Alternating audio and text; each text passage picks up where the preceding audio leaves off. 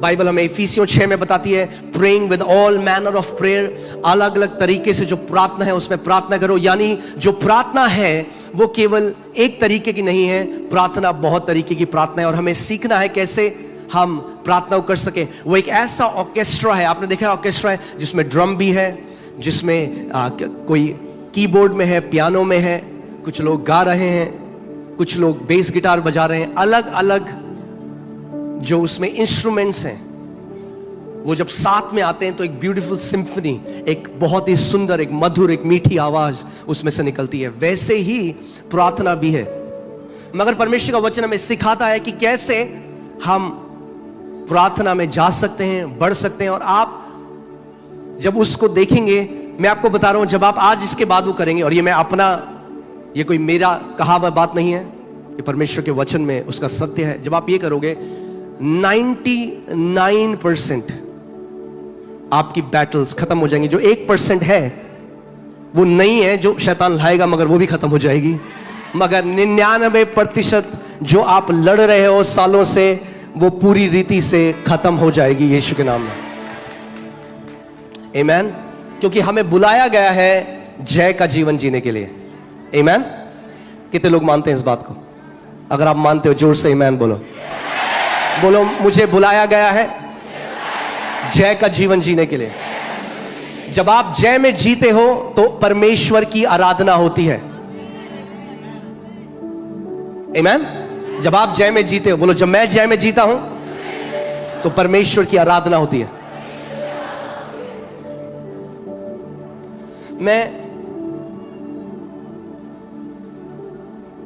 परमेश्वर ने एक तरीका बताया है जिसके द्वारा हम उस अनुग्रह को एक्सेस कर सकते हैं, उसकी भलाई को एक्सेस कर सकते हैं। और मैं आपको आपने देखा परमेश्वर का वचन बताता है दैट एक जो 3 डोरी जो एक साथ मिलती हैं वो कभी टूटती नहीं है। हाँ, देखा जो डोरियां बनाते हैं तो 3 डोरियों को मिलाते हैं, जब 3 डोरी मिल जाती है तो टूट नहीं सकती। ऐसे ही 3 आप इसको चाबियां कह लो, 3 आप इसको डोरियां कह लो। मैं आपको 3 चीजों के बारे में बताना चाहता हूं आज। और कई मसीह लोग आज ब्लेस्ड लाइफ नहीं जी रहे क्योंकि वो इसको नहीं जानते। कलीसिया आते हैं, वो सब वो करते हैं जो बाकी लोग कर रहे हैं, मगर इन 3 चीजों में चूकते हैं और इसीलिए वो नहीं देख पाते जो पिता ने उनके लिए रखा है। और मैं बात कर रहा हूं 3 चीजें जो एक साथ जाती हैं, वो है thanks giving, praise and worship. धन्यवाद देना, यहोवा की स्तुति करना और उसकी आराधना करना। Thanks giving, praise and worship. मैं इसको लिख देता हूं कि आप इसको जाने। Thanks giving, praise and worship.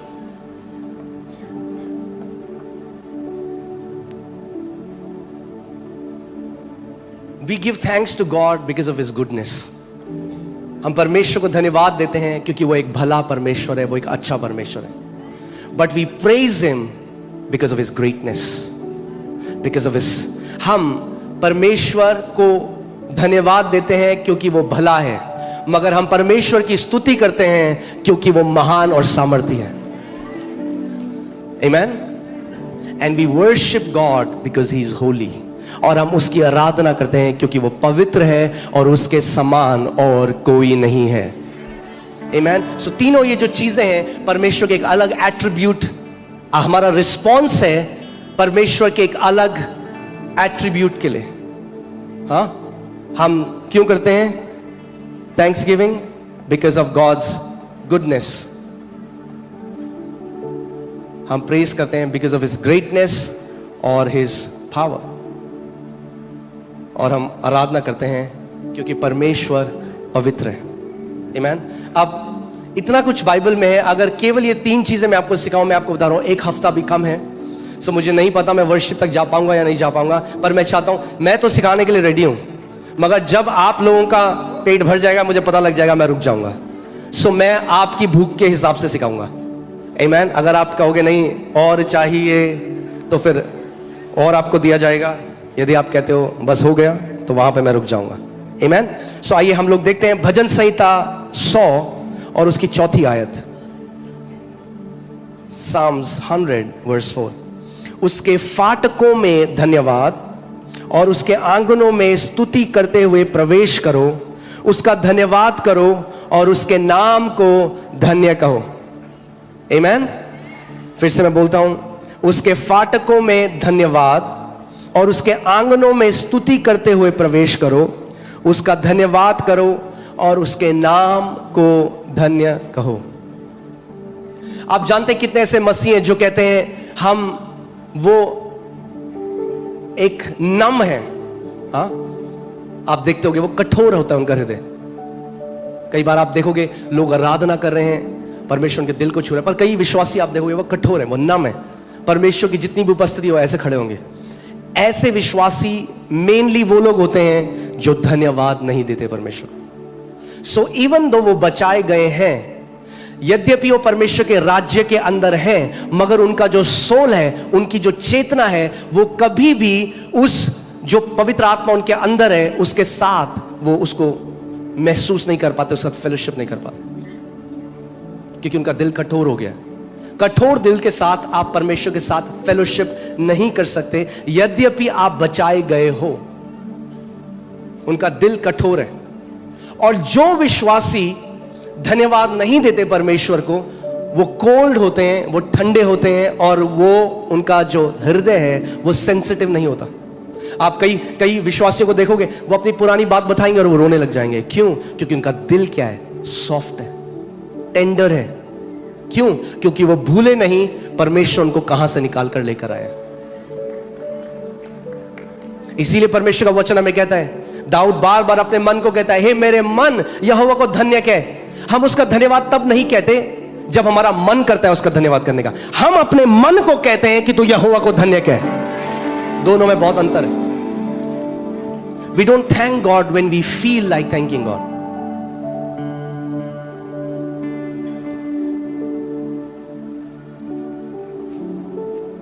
आमेन।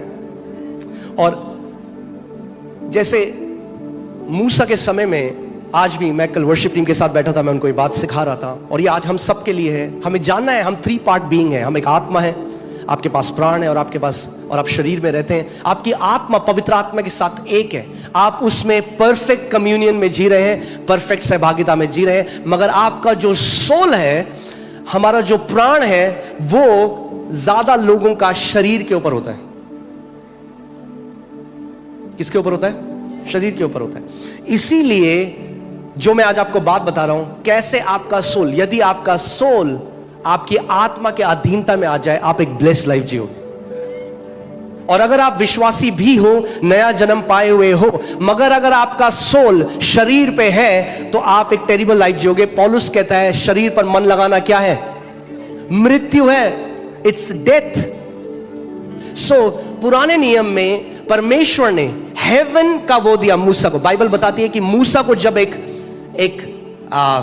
क्या बोलेंगे हिंदी में, एक नक्शा दिया गया, जब परमेश्वर ने उसको नक्शा दिया कि तंबू कैसा बनाना है, जो स्वर्ग का प्रतिबिंब था, उसका रिफ्लेक्शन था, तो वहां पे 3 चीजें थी। एक था आउटर कोर्ट, बाहर का आंगन था, फिर पवित्र स्थान था, और फिर अति पवित्र स्थान था। और ये 3 चीजें जो मैं आपको बता रहा हूं, किसी भी आप घर में जाते हैं तो क्या होता है बाहर? सबसे पहले अगर आपको प्रवेश करना है तो किसके द्वारा आप प्रवेश कर सकते हो? हाँ, किसके द्वारा? दरवाजे के द्वारा। प्रवेश तो लोग खिड़की के द्वारा भी करते हैं, मगर वो चोर लोग करते हैं। हाँ, खुली तो खिड़की भी होती है, मगर खिड़की प्रवेश करने के लिए नहीं है, प्रवेश करने के लिए दरवाजा है। और यीशु ने कहा नए नियम में कि दरवाजा कौन है? मैं हूं। सो परमेश्वर के राज्य हम कैसे प्रवेश? आप परमेश्वर के राज्य में पहले से प्रवेश कर चुके हो, मेरी बात को ध्यान से सुनो। मगर आज आपका प्राण, अगर आप, जब हम परमेश्वर की आराधना करने लग जाते हैं, when we thank God, तो हमारा सोल क्या करता है? सबसे पहले शरीर से हटकर उसकी प्रेजेंस में वहां पे प्रवेश करता है।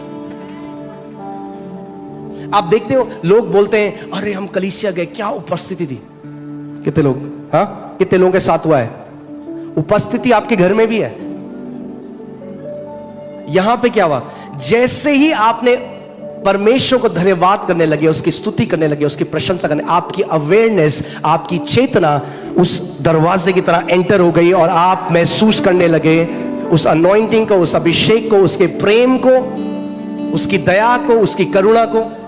सो ऐसे ही परमेश्वर का वचन हमें बता रहा है कि कैसे आप लगातार कम्युनियन में जी सकते हो। यानी ध्यान से सुनो, हर कोई विश्वासी जो लगातार धन्यवाद करता है परमेश्वर के, अपने प्राण में लगातार वो बना रहता है मसीह की प्रेजेंस में।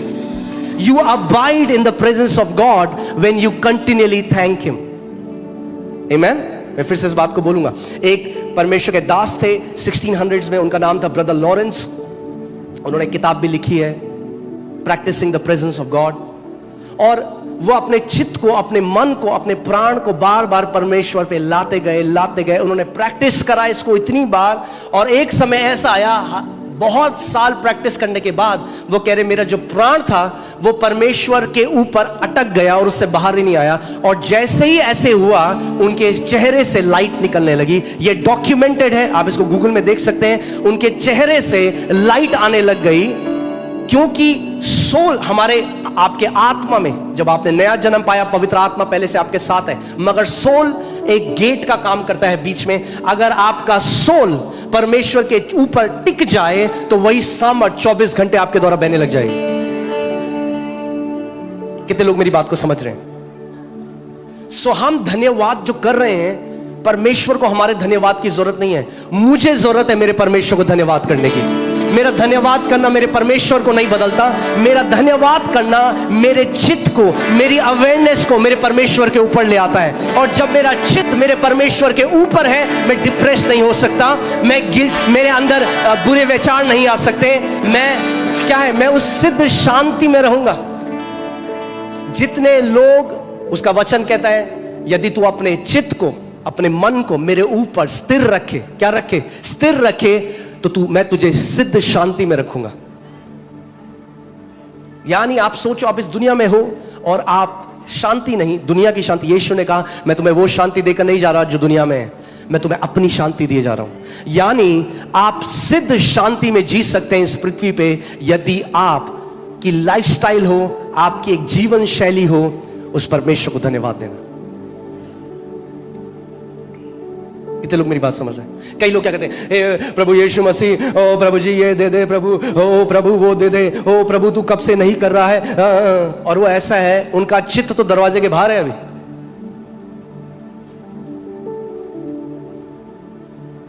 सो in their hearts are not tender.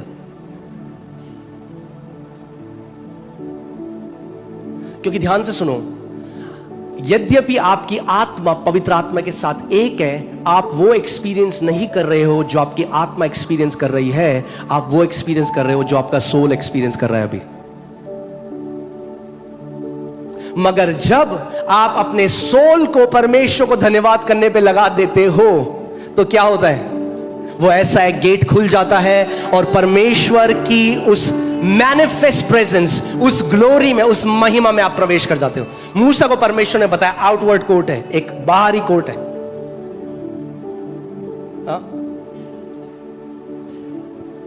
धन्यवाद के साथ हम उसके फाटकों में प्रवेश करते हैं। फिर बाइबल क्या कहती है? और स्तुति के साथ उसके आंगनों में प्रवेश करते हैं। अब आप कहां आ गए? और अंदर आ गए। अब आप आंगन के अंदर आ गए। हाँ, जोमैटो स्विगी वाला दरवाजे के बाहर रहता है, सामान दो बाहर, फिर जो थोड़ा और करीब है वो आंगन में बिठा देते हो आपने, आ जाओ चाय पी लो यहाँ पे। मगर जो और करीब है वो अंदर जाते हैं। आमीन। यद्यपि आप उसके बेटे और बेटी और अंदर हो, इस बात को समझो, गलत मत समझो, पहले से अंदर हो। मगर मैं कह रहा हूं अपने चित्त में कई लोग आज भी बाहर हैं। अपने सोल में वो उस इंटीमेसी को एक्सपीरियंस नहीं कर रहे हैं, वो आज भी बाहर है, गिड़गिड़ा रहे हैं, भीख मांग रहे हैं। They are not experiencing the intimacy, क्योंकि उन्हें नहीं पता कैसे मैं उस अति पवित्र स्थान में प्रवेश कर सकता हूं। धन्यवाद के साथ फाटक खुल जाते हैं।